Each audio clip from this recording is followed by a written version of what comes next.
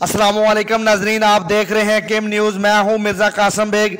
नाजरीन, यहाँ हम आपको जेलम से ब्रेकिंग न्यूज़ दे रहे हैं। जेलम डोमेली का बस स्टैंड गंदगी का गढ़ बन गया है।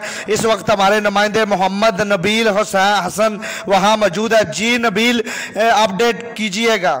जी बिल्कुल, सोहावा की सब तहसील डबेली का बस स्टैंड गंदगी की ढेरों की आबाजगाह बन गया। बीमारियां फैलने का खदशा लाहक हो गया। मुसाफिरों का बैठना भी मुश्किल हो गया। हर तरफ बदबू ही बदबू फैलने लगी। ठेकेदार और बड़ा मुंशी पर्ची वसूली तक की मदूद हो गए। स्टैंड पर मुसाफिरों को बैठने में दुश्वारी का सामना और जगह जगह पर भी गंदगी के ढेर है। माल मवेशी खुले आम स्टैंड पर घूमते नजर आएंगे। इस स्टैंड पर गंदगी की खबर कई बार मुतल्लिका अदारों तक पहुंचाई गई, लेकिन नोटिस भी लिया।